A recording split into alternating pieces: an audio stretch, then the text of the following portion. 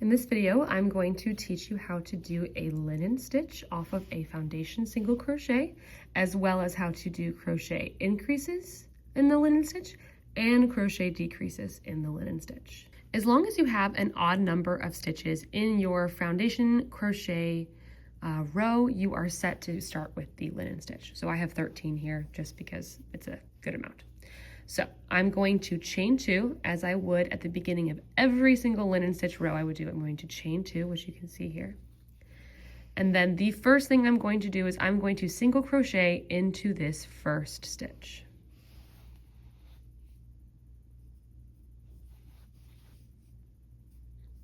Now, if you're here because you're following my duck scarf pattern from our foundation single crochet row into our first row of the linen stitch, there actually is going to be a single crochet increase in this first stitch here. So I'm going to show you how to do that just so that you don't get confused.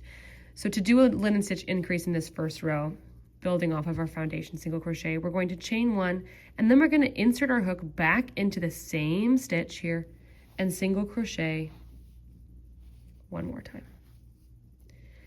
If you were doing a normal row of linen stitch, you would not do this little part here. You would actually just do what the next instruction is, which is to chain 1. We're going to skip this stitch here. We're not going to single crochet into this stitch. We're going to skip this stitch, and we're actually going to single crochet into the next stitch. So as you can see, we've got 2 stitches here. We're going to crochet into that second one.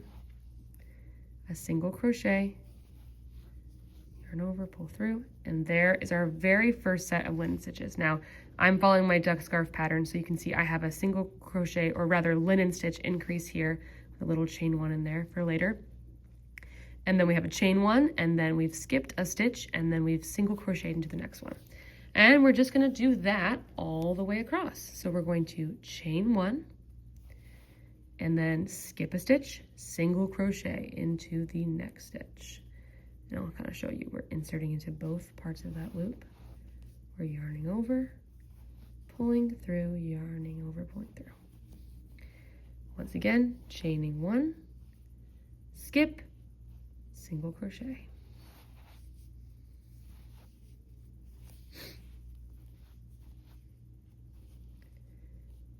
Skip, single crochet.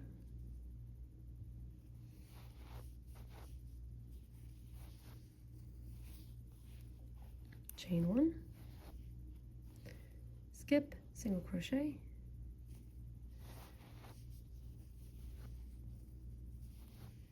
chain 1, skip, single crochet into that last one.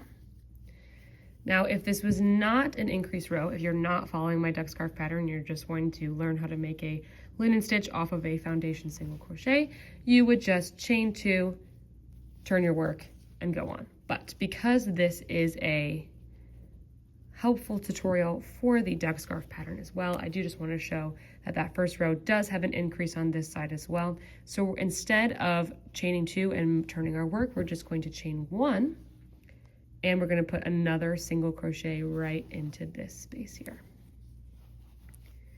Just like that. And now we chain 2. So now we have our very first row of linen stitch off of our foundation single crochet, and that also includes our first 2 increases if you're following the duck scarf pattern. So now I'm just going to show you kind of how you would just linen stitch across normally. So we have our chain 2, and we're going to work into this very first chain space here. So you can see we have our 2 single crochets, and there is a space being created by the chain here that we are going to insert our hook into. Just like that. Now we're going to chain 1, and we're going to find the next chain space. Now, just to be clear, I am working into this hole here. I am not working into the loops here. This would create a different stitch if I was trying to work into these loops. I'm working into the hole, or the chain space, as we like to call it. Chain 1, we're not working into the stitch, we're working into the chain space. Chain 1, not the stitch, but the chain space, single crochet, chain one, and just do that all the way across.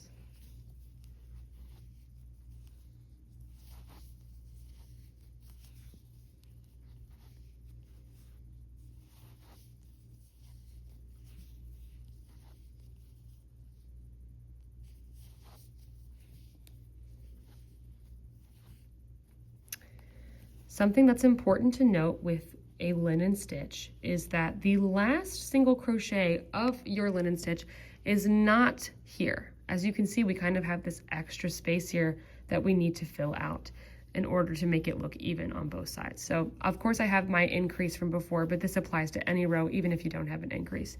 So you're gonna look at your last single crochet, and then you're gonna kind of see where that chain 2 was. And we're gonna kind of, sometimes I have to peel it apart a little bit just so I can get in there, but there is a chain space hiding right there. And that is after we chain 1, where we're going to insert our hook for our last single crochet. And now you can see it really clearly and is, yes, that makes sense. See, that is a full row. Once again, you can see we're at the end of our row. This is not the last chain space, but actually we're going to insert our hook into the space between the chain 2 and the last single crochet. And sometimes it helps to kind of peel it apart like that.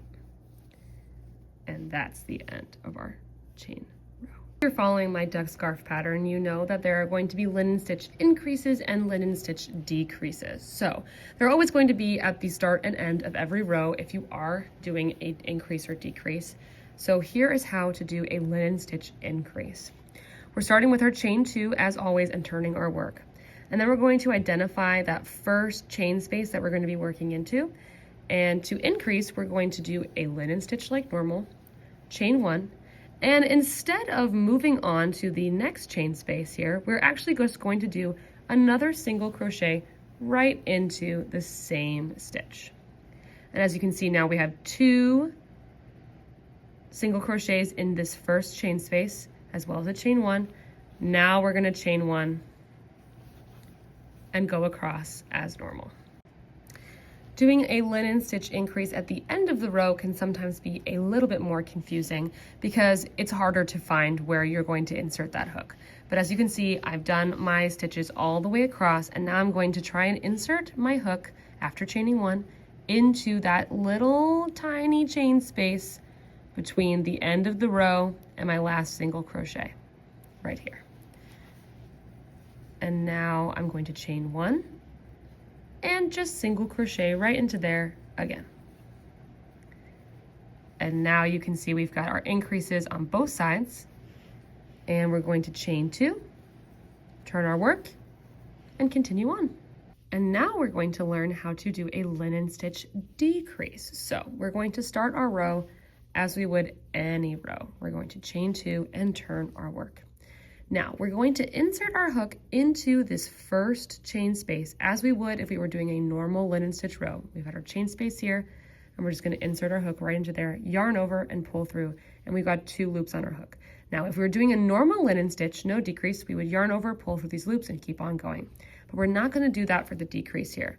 We're actually going to leave these 2 loops on our hook, and we're going to insert our hook again, but into the next chain space here. Yarn over and pull through, and now we have 3 loops on our hook here, as you can see. Now we're going to take our working yarn, we're going to yarn over and pull through all 3 loops. This is a joined single crochet, a single crochet decrease, but we're doing it in a linen stitch way by entering into those chain spaces. Now we're going to chain 1, and we're going to just linen stitch across. So we last 2 chains.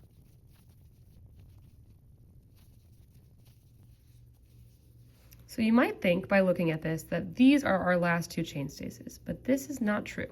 Our last 2 chain spaces are actually going to be this space here, and of course, can't forget this space here. So we're going to do 1 more linen stitch, chain 1, and now we're ready to decrease. We're going to do the same thing that we did at the beginning of the row. We're going to insert our hook into the chain space, yarn over, and pull through. We've got 2 loops on our hook. We're going to not yarn over and pull through, but instead insert our hook into that last chain space. Now we yarn over, pull through. We have 3 loops on the hook, and now we're going to yarn over and pull through all 3 loops, and that creates our decrease on each side. Now we're going to chain 2, turn our work, and we're going to just work our normal linen stitches across. Our first chain space we're working into is going to be between those 2 single crochets. This is kind of our joined single crochet, so it's kind of hard to see what's going on there. But I can promise you we've got our 2 little chain spaces here. We're going to work this into it as if it was just a normal chain space. Nothing funky about it. So now we've reached the end of our row after doing a decrease. So we're going to actually work our last chain space here, which is after this joined single crochet. We're going to insert our hook into that last chain space, yarn over, pull through, and pull through one more time. And you can see that that is going to complete the row.